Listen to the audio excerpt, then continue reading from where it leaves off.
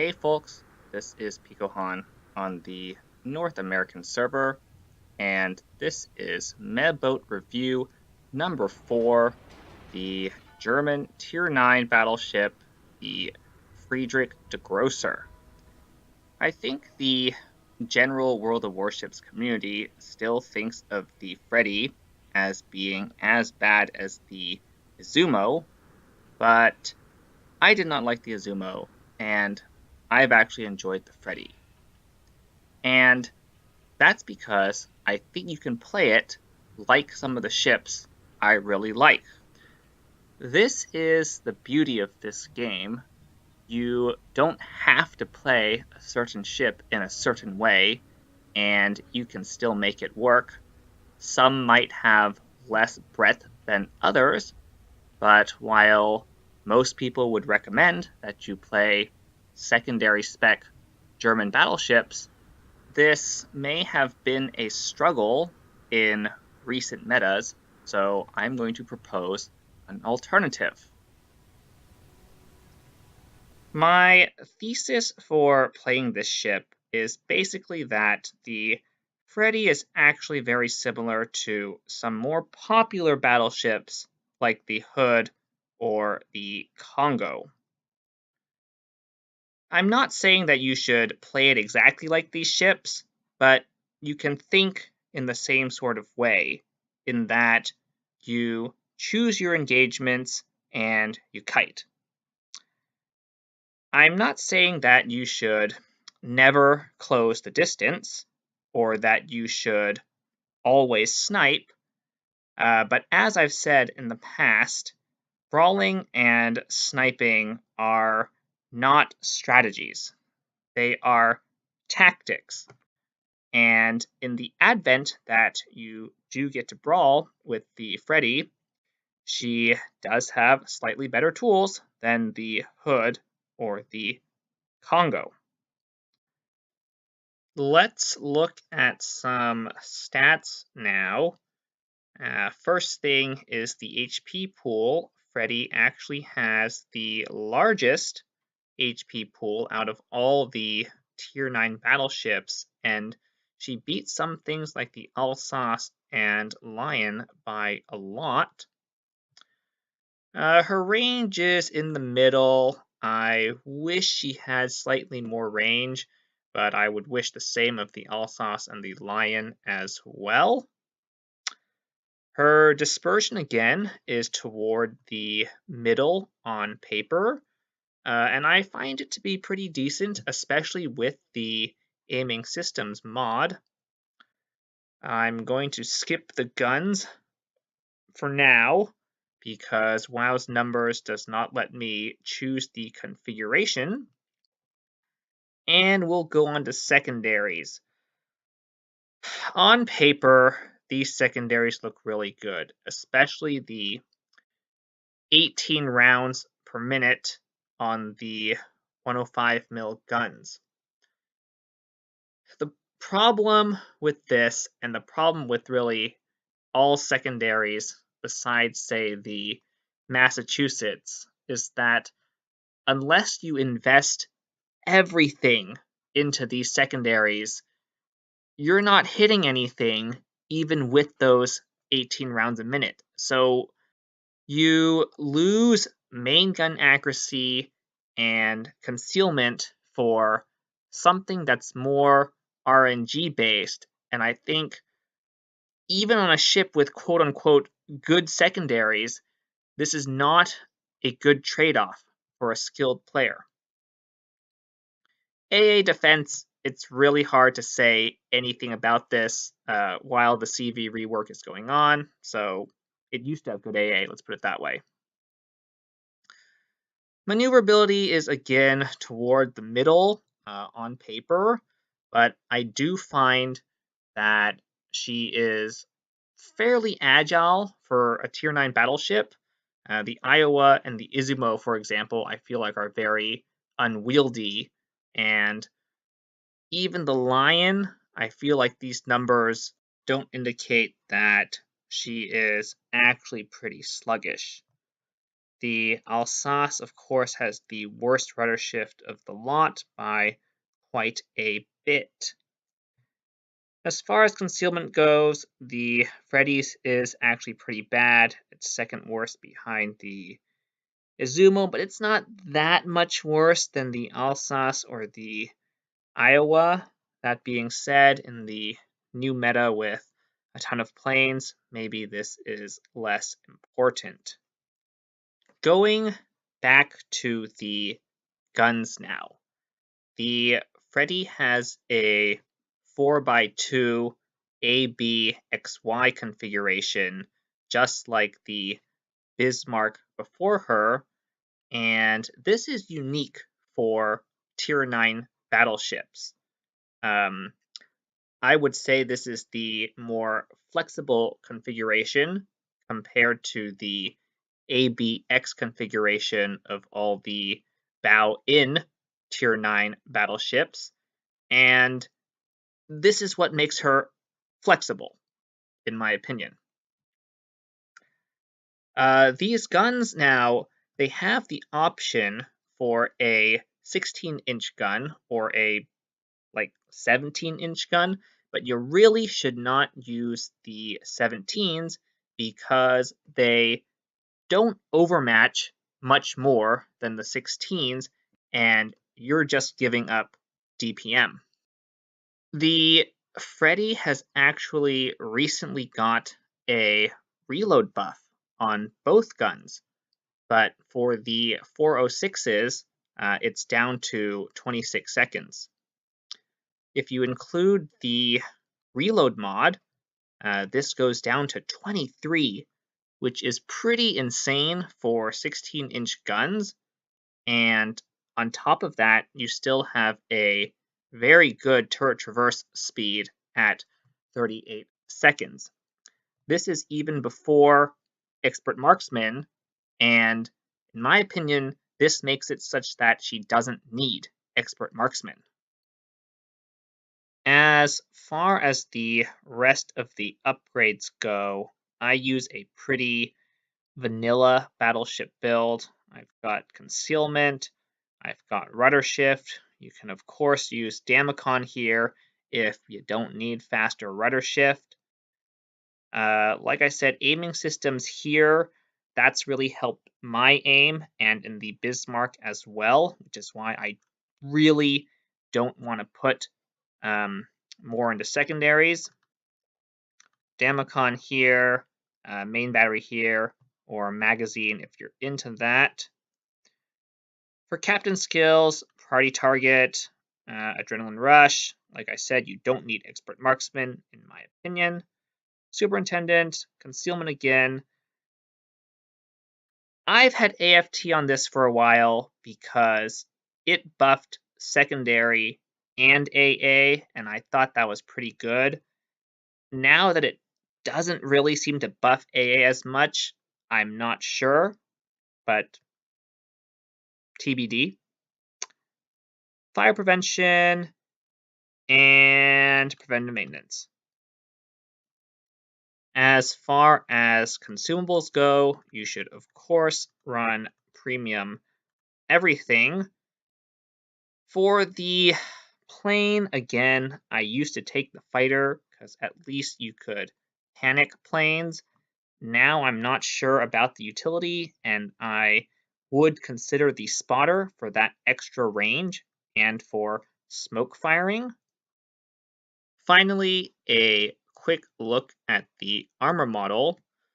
The most interesting thing I saw when I first looked at this is that she has a icebreaker bow with a 60 mil plate at the bottom.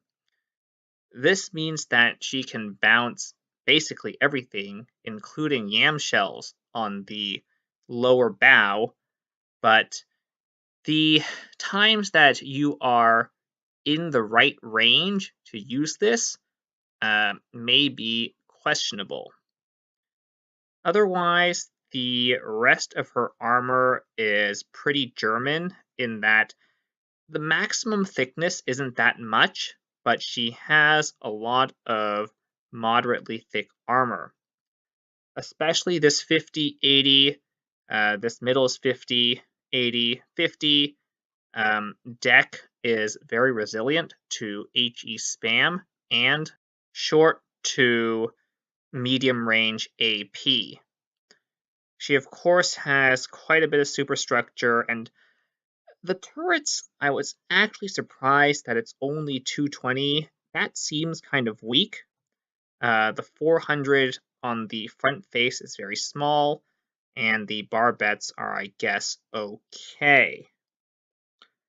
For the most part, as long as you angle her, you'll bounce everything, but she takes a little bit less broadside than some other ships before she starts getting penned really hard. She, of course, also has the infamous German turtleback, which prevents her from getting citadeled from close ranges. This is, of course, part of her flexibility in that she can get out of tight situations where some battleships will get deleted. If you do take penetrations to the citadel, it's usually from very far away or through the bow and into the front. Some gameplay now. Like I said in the HUD review, what I want to do is go out toward the middle of a flank and try to kite it. Unfortunately, here I saw these enemies and I turned the ships to turn the guns, and I probably started kiting out a little bit early, but no matter. Jervis shows up, and of course he is the priority target.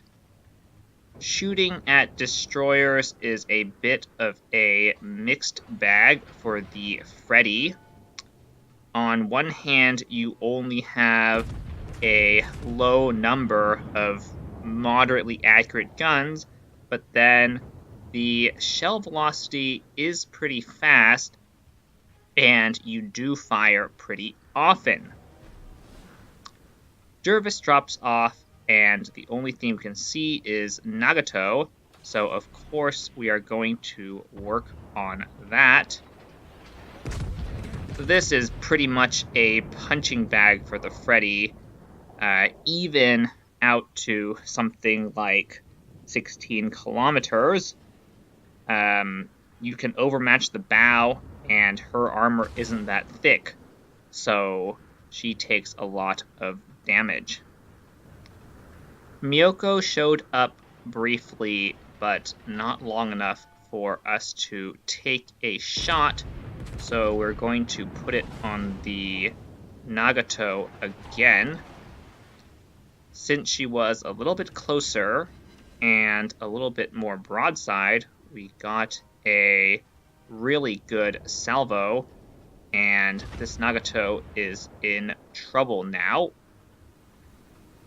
I had my plane up to spot for torps since we don't have any spotting in front of us, and having seen them come from toward the B cap, we can assume that it's just the Jervis in A, and he should be far enough away for us to push.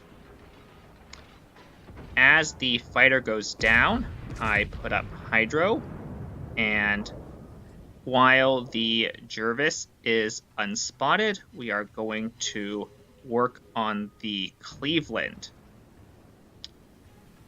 Jervis shows himself again. That's possibly due to the Kronstadt's radar, so of course we are going to shoot at him, and this time we boot him out of the cap as well.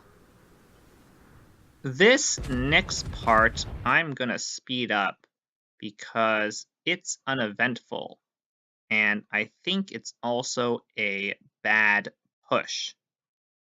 Sometimes when you make a bad tactical push, you'll know it because you died. But sometimes if you make a bad strategic push, there isn't really any feedback. Here, especially after we capped A, everybody on this flank just runs away. And having taken the cap, there really isn't any reason to keep pushing. Instead, we should try to defend B.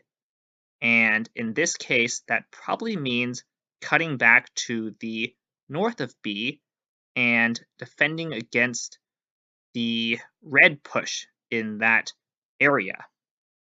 Most likely, I should have gone back up through the gap between A and B, but at the time, I thought that by staying in the south, I could create a crossfire as the red team moved across the top of B.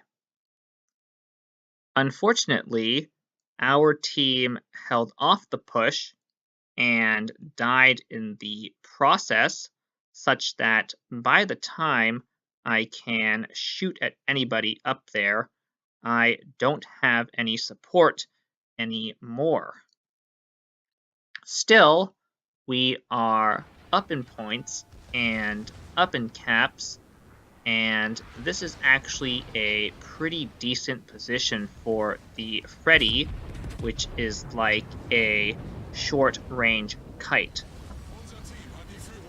It's especially so here because there is a more dangerous, harder to damage target, the Missouri, who I can angle against, and then a less dangerous and easier to damage target, the Kronstadt, that I can shoot at. And broadside Kronstadt, you saw, we punished him pretty hard on both of those salvos. So the plan was, of course, to keep the secondaries on the Missouri and the main battery on the Kronstadt, but it looks like Missouri isn't having any of that, and he hides behind the rock. Kronstadt also gets into cover, so I'm going to take this opportunity to turn the guns around and give myself some room to run for when they decide to push. Going to speed up the rest of the game because it is pretty uneventful again. What happens is that I set up in a safe place to try to hold B, but the red team decides to ball up in there and let our monarch take C. Once the monarch looks like he's going to secure the cap, I decide that we can just win on points, and I try not to throw and just kite out. Really, this is just a PSA to watch your caps and watch your points. A lot of times, winning is actually very easy. You just have to notice. So, on to the next game. I'm doing the same move here as I did in the previous game. I'm going to a flank and turning out. In this case, the enemy team is actually pushing the decap pretty hard, so being a little bit far back isn't bad. We get some really nice shots on the broadside Donskoy, but I'm actually going to start reversing a bit as long as the Missouri and Minotaur are camping in the cap. As long as they aren't moving up, there's not really any reason for me to keep running away. Pretty good hits on the reasonably angled Missouri, I did aim for superstructure because I didn't think that we could get through the belt or upper hull, and we were rewarded for that effort. Do note that the last game was a top tier game, and this game is a mid-tier game. The silver lining, I guess, for tier 9 is that you're almost always never bottom tier because it's the 8s that are getting crapped on. So you can see the secondaries opening up as I back into secondary range. I think the more important thing to look at is with just AFT, how few of these shells actually hit. At least against the Minotaur, we got nothing, but we'll do a little bit better against the Missouri. The Missouri pokes out, and it looks like he wants to hold that position and angle. Since we've pretty much cleared the cap, I'm actually going to start moving to try to get a better angle on him, and all the meantime trying to maintain my own angle.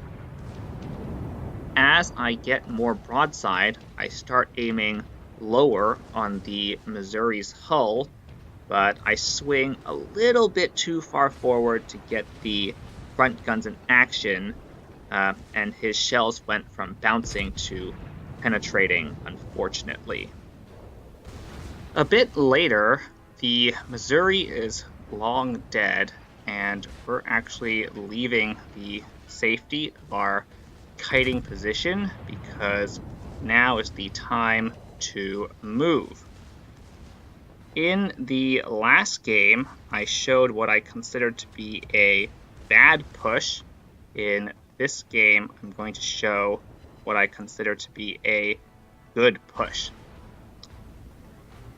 The time is right, both strategically and tactically, to make a move here.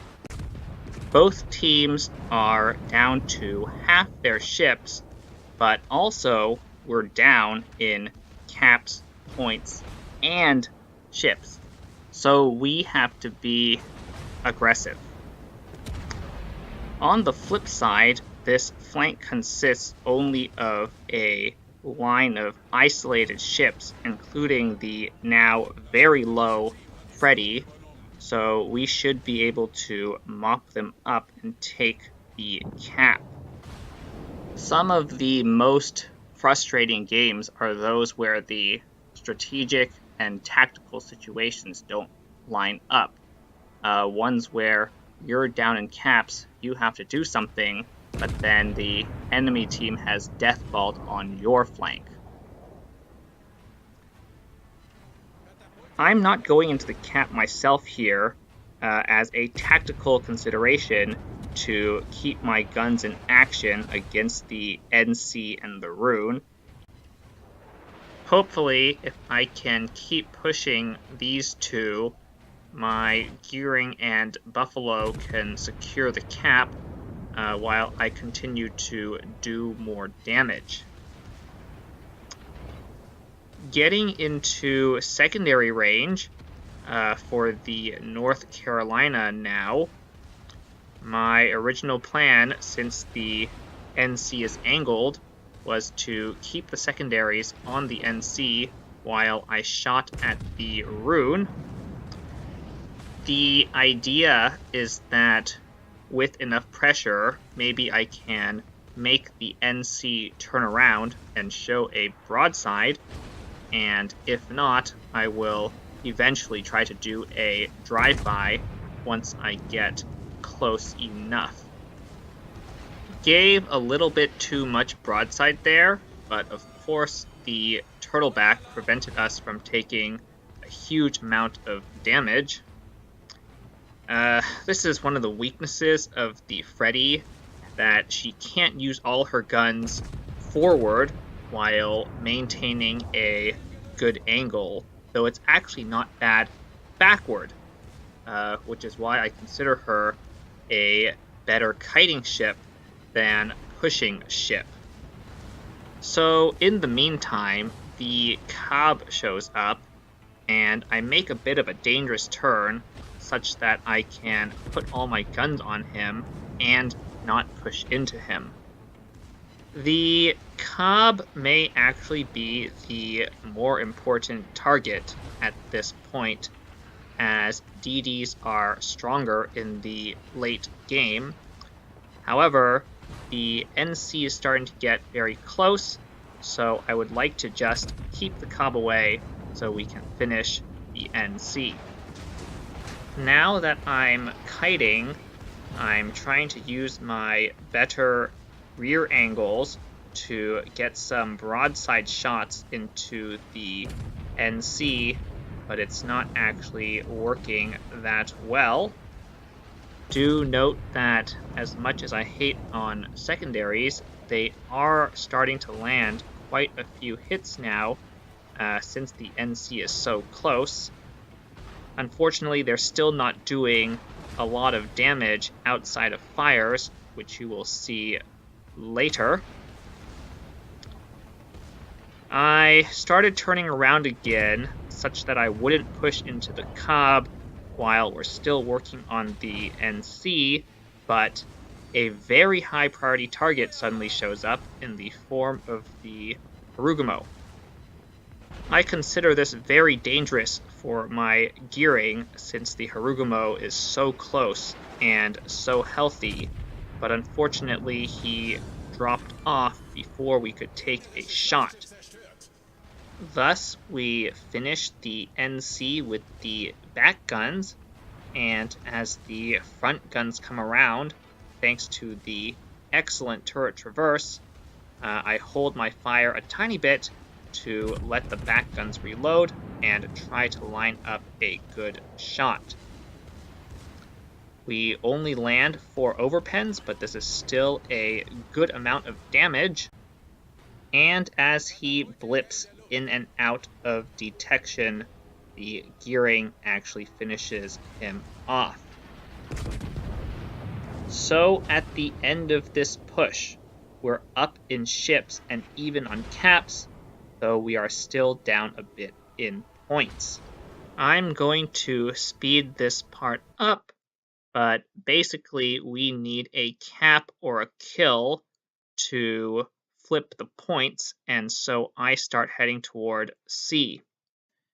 Cobb starts farming me on the way there, but I opt to make a beeline to this island and disengage such that I can heal up.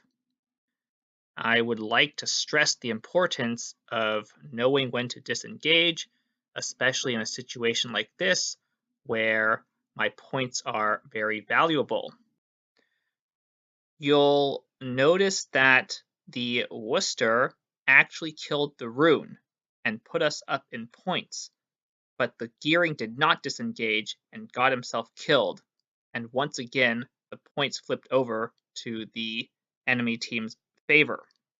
Sadly, we also have an AFK Moskva on the 1 line who could have easily taken the A cap a long time ago.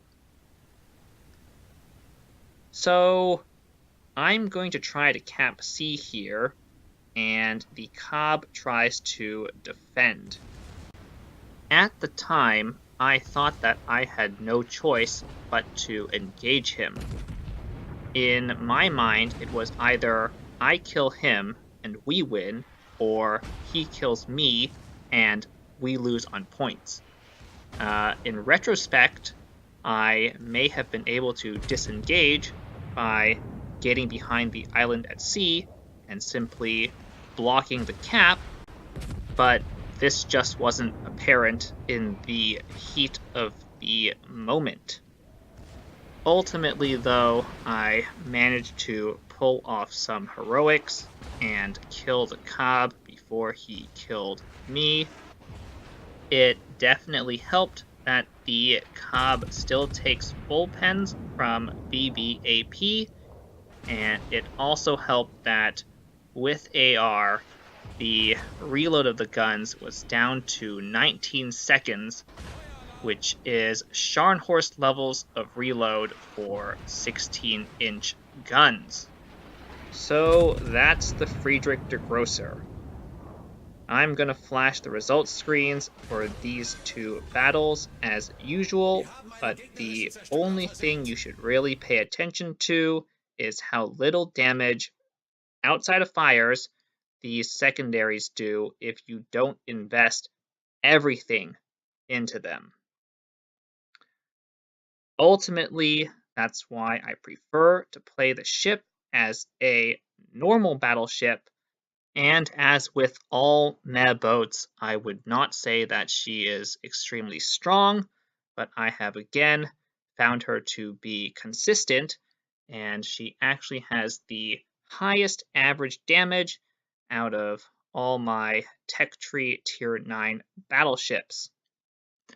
On that note, this is the end of the video. I apologize for it being so long, and have a nice day.